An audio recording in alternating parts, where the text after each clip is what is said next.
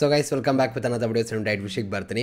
ಈ ವಾರ big boss ಮನೆಯಿಂದ ಹೊರಡೆ ಹೋಗ್ತಿರುವಂಥ ಸ್ಪರ್ಧಿಗಳು ಅಮಿತ್ ಮತ್ತು ಕರಿಬಸಪ್ಪ ಅವರು ಎಕ್ಸ್ಪೆಕ್ಟೆಡ್ ಅಂತಲೇ ಹೇಳ್ಬೋದು. ನಾನು ನಿನ್ನೆ ಕೂಡ ವಿಡಿಯೋ ಮಾಡಿದಾಗ ಕೂಡ ಹೇಳಿದ್ದೆ ಇವ್ರಿಗೊಂದು ಚಾನ್ಸ್ಗಳು ಜಾಸ್ತಿ ಇರುತ್ತೆ ಅಂತ. ಸೊ ಅವ್ರು ಇವಾಗ ಬಿಗ್ ಬಾಸ್ ಮನೆಯಿಂದ ಹೊರಡೆ ಹೋಗ್ತಿರುವಂಥದ್ದು.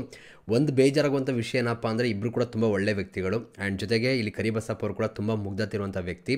ಬಟ್ ಅವ್ರು ಒಂದು ಗೋಡೆ ಹಾಕ್ಕೊಂಡು ಅದ್ರದ್ದು ಒಂದು ಎಫೆಕ್ಟು ಅಮಿತ್ ಅವ್ರಿಗೂ ಕೂಡ ಆಯಿತು ಅಂತ ಅನಿಸುತ್ತೆ. ಆ್ಯಂಡ್ ಅಮಿತು ಕೂಡ ಸಿಕ್ಕಾಬಟ್ಟೆ ಒಂದು ಪೊಟೆನ್ಷಿಯಲ್ ಇದ್ದಂಥ ವ್ಯಕ್ತಿ ಅಂತ ಅನಿಸ್ತು ನನಗೆ. ಅವ್ರು ಆ್ಯಕ್ಚುಲಿ ಬಿಗ್ ಬಾಸ್ ಮನೆಗೆ ಎಂಟ್ರಿ ಕೊಟ್ಟಾಗಲೇ ಸಿಕ್ಕಾಪಟ್ಟೆ ಖಡಕ್ಕಾಗಿ ಮಾತಾಡಿದ್ರು, ತುಂಬ ಚೆನ್ನಾಗಿ ಮಾತಾಡ್ತಾಯಿದ್ರು ಅಂತ ಅನಿಸ್ತು. ಆ್ಯಂಡ್ ಇವರಿಂದ ಸಿಕ್ಕಾಪಟ್ಟೆ ಕಂಟೆಂಟ್ನ ನಾವು ಎಕ್ಸ್ಪೆಕ್ಟ್ ಮಾಡ್ಬೋದು ಅಂತ ಅಂದ್ಕೊಂಡಿದ್ವಿ.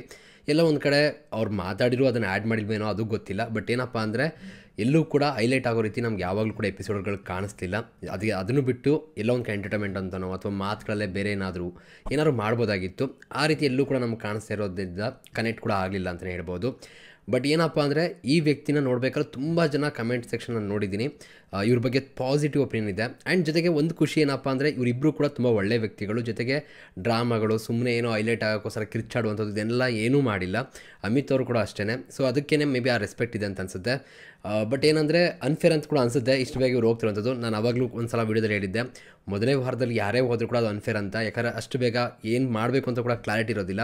ಆ್ಯಂಡ್ ಇವ್ರ ಜೊತೆ ತುಂಬ ಜನ ಇದ್ದಾರೆ ಏನೂ ಮಾಡ್ದಂತಿರೋರು, ಓಕೆನಾ.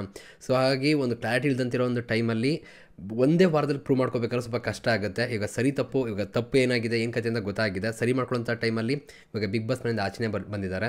ಸೊ ಇದೆಲ್ಲ ಒಂದು ಸ್ವಲ್ಪ ಕಷ್ಟನೇ ಆಕ್ಸೆಪ್ಟ್ ಮಾಡೋದಕ್ಕೆ. ಆ್ಯಂಡ್ ಹೊರಗಡೆ ಬಂದಮೇಲೆ ಯಾವ ಥರ ಏನು ಕಥೆ ಅದು ಗೊತ್ತಿಲ್ಲ, ಓಕೆನಾ. ಬಟ್ ಬಿಗ್ ಬಾಸ್ ಮನೆಗೆ ಹೋಗಾಗ ತುಂಬ ಒಂದು ಸ್ವಲ್ಪ ಹೆವಿ ಪೊಟೆನ್ಷಿಯಲ್ ಇರೋಂಥ ಸ್ಪರ್ಧಿ. ಆ್ಯಂಡ್ ಇವರಿಂದ ಹೆವಿ ಕಂಟೆಂಟ್ ಕೊಡ್ಬೋದು ಅಥವಾ ಕೊಡ್ತಾರೆ ಅಂತ ಅಂದ್ಕೊಂಡೆ, ಅದು ಯಾವುದೂ ಕೂಡ ಆಗಲಿಲ್ಲ. ಸೊ ಏನೂ ಮಾಡೋಕ್ಕಾಗಲ್ಲ. ಬಟ್ ಒಳ್ಳೇದಾಗಲಿ, ಇರೋಷ್ಟು ದಿನ ಒಳ್ಳೆ ತಂದಿನ ಇದ್ದರು ಆ್ಯಂಡ್ ಒಳ್ಳೇದು ಮಾಡ್ಕೊಂಡೇ ಬಂದಿದ್ದಾರೆ. ಸೊ ಅವ್ರಿಗೂ ಕೂಡ ಅವ್ರ ಜೀವನಕ್ಕೆ ಒಳ್ಳೆಯದಾಗಿ ಚೆನ್ನಾಗಿರಲಿ.